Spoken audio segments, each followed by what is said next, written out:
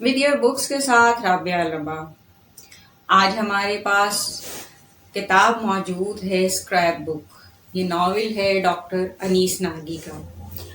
अनीस नागी साहब के बाकी नॉवेल्स बैक साइड पे मौजूद हैं। ये उनका आखिरी नॉवेल है। डॉक्टर अनीस नागी का एक अपना असलूब था और उन्होंने एक अपने अंदाज से अदब लिखा।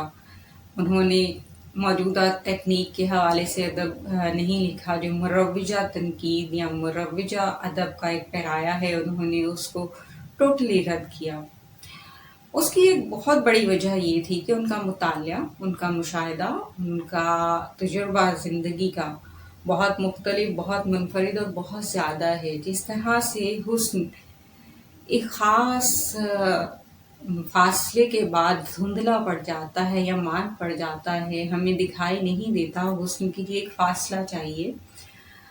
इसी तरह बहुत दूर से बहुत से मंजिल, बहुत ज़्यादा कुर्बत और बहुत ज़्यादा दूरी चीज़ों को मांद कर देती है। इसी तरह ये बसारत की बात है। इसी तरह अगर बसीरत की या शऊर की बात करें तो बहुत ज़्यादा दूरी या बहुत ज़्यादा कुर्बत चीज़ों में भी एब्स्ट्रैक्ट पैदा कर देती है।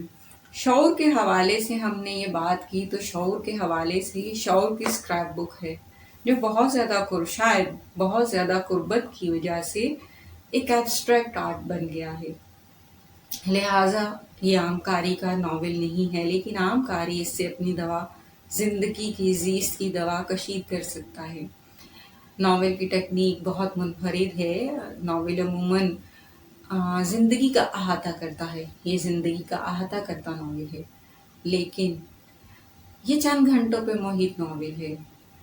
इसको सुबह 9 बजे के शुरू किया गया नॉवेल के एतबार से और इसकी इख्तितामिया 4 बजे मुकम्मल हुई। इसका पेश लफ्ज़ लिखा जाहिद मसूद साहब ने।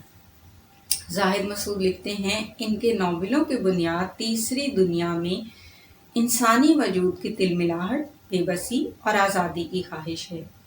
ये एक ज़ालिमाना निज़ाम ज़र में मुस्तक़बिल से तही बेउम्मीद इंसान की कहानियाँ हैं।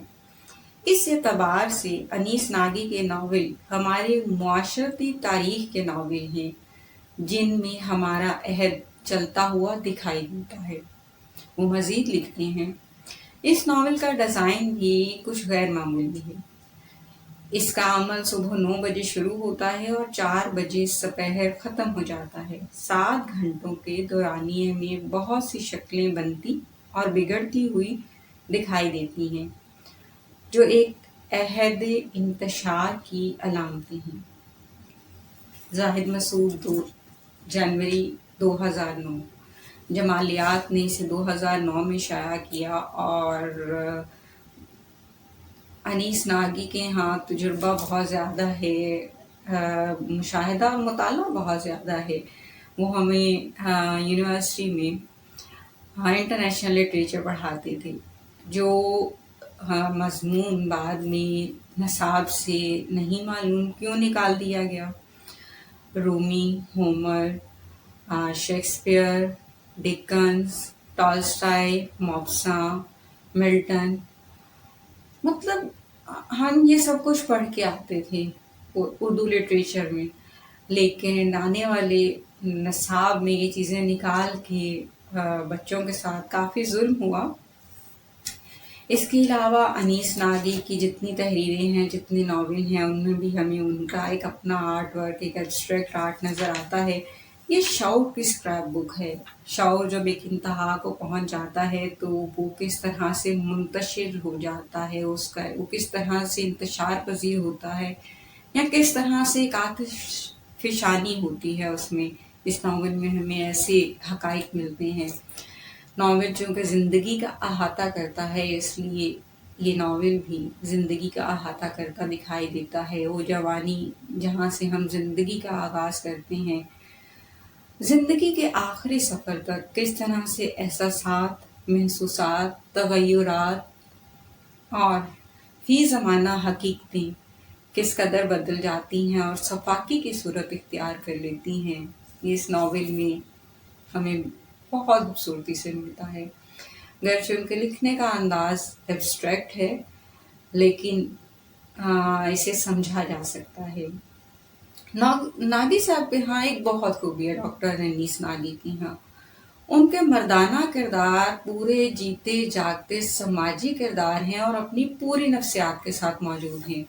اردو لٹریچر میں یہ کمی بہت شدید پائی جاتی ہے کہ مردانہ کردار اپنی پوری خاک کے ساتھ موجود نظر نہیں آتے، بلکہ کسی کہانی، کسی محور، کسی معاشرتی نظام کے گرد گھومتے دکھائی دیتے ہیں۔ انیس ناگی کو کسی کو متاثر نہیں کرنا، انیس ناگی نے کسی کو دعوت نہیں دینی کہ اس کا مطالعہ کرے۔ انیس ناگی کوئی ایسی شعوری کاوش کرتے نظر نہیں آتے اپنے کرداروں کے ساتھ، اپنی کہانیوں کے ساتھ، بلکہ کہنے والے کچھ نقاد کہتے ہیں کہ ڈاکٹر انیس ناگی اینٹی ناگی بھی خود ہی ہیں۔ یہ ایک الگ بات ہے، لیکن ایک سچا ادیب ایسا ہی ہوتا ہے جیسا ڈاکٹر انیس ناگی ہیں۔ انیس ناگی صاحب کی اس ناول میں ہمیں بہت سی زندگی کے جو تجربات ہیں وہ اتنی کہیں کہ اتنی چکی میں اتنے باریک پس کے کشید ہو کے یہاں پہ موجود ہیں کہ ہم سے بعض اوقات ہضم نہیں ہوتے۔ کچھ چیزیں ناول پڑھنے کے قابل ہے، اس لیے ہم بہت ساری چیزیں تو پڑھ نہیں سکتے، لیکن کچھ ایسے پیراگرافس جو ہمیں ان کے مشاہدے کے حوالے سے اہم ہیں، یہاں بھی اچھے لگے اور ہمیں اسے شیئر کرنا چاہیں گے۔ اس مشاہدے سے اتفاق نہ کیا جا سکے کیونکہ میری سوچ میرے طبقے تک محدود ہے۔ ہر طبقہ ایک دیوار ہوتا ہے اور دوسری طرف دیکھنے کے لیے پنجوں کے بل کھڑا ہونا پڑتا ہے۔ میں نے یہی سنا ہے کہ ہر طبقے کی اخلاقیات دوسرے طبقے سے مختلف ہوتی ہیں۔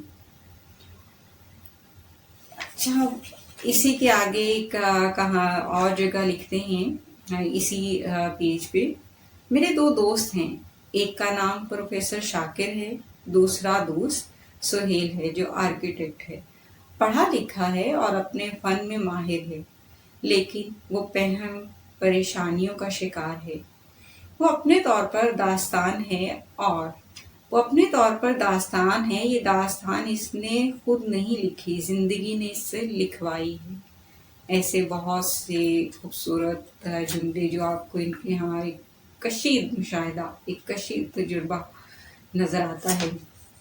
ایک جگہ لکھتے ہیں، ہر شہر کا اپنا کلچر ہوتا ہے، ہر محلے کا اپنا مزاج ہوتا ہے، اس کا انحصار وہاں کے رہنے والے لوگوں کی سماجی حیثیت پر ہوتا ہے، ان کے کام کاج کی نوعیت پر ہوتا ہے۔ شہروں میں بھی ہجرت کا عمل جاری رہتا ہے۔ یہ کام تو مغلوں کے زمانے سے شروع ہوا تھا اور آج بھی جاری ہے۔ یہ بات سمجھ نہیں آتی کہ عام لوگوں کو تلاش رزق میں اس زرخیز ملک میں چلے آئے، لیکن درویش اور صوفی حضرات یہاں کیا کرنے آئے تھے؟ جس کا بھی شجرہ نصب دیکھو تو یوں لگتا ہے کہ ایران کے آدھے صوفی یہاں تشریف لے آئے تھے۔ میں جس محلے میں رہتا ہوں یہ پاکستان بننے سے پہلے ایک فیشنیبل علاقہ کہلاتا تھا۔ یہاں مصور، جرنلسٹ اور اس قسم کے لوگ رہتے تھے۔ بہت گہرے سوال ہیں جو ان کے ناولوں میں ہمیں مل جاتے ہیں، بہت آپ کو سوچنے پہ مجبور کرتے ہیں۔ 20 سال میں شاید 70 سالہ ایک تجربہ جب یہاں ملتا ہے، اس کا ایک 70 سال میں سوچنے والا سوال آپ کو 20، 25 یا 30 سال میں سوچنے پہ مجبور کر دیتا ہے، اور اس وقت 20 سال میں یا 25 سال میں شاید یا 30 سال میں اس کی سمجھ نہیں آتی۔ اس کو سمجھنے کے لیے ایک عمر کا انتظار کرنا پڑتا ہے۔ انیس ناگی کی تحریریں ایسی ہی ہیں جن کے لیے ایک عمر کا انتظار کرنا پڑتا ہے۔ پھر کسی نئی کتاب کے ساتھ ملیں گے۔ شاد رہیے، آباد رہیے۔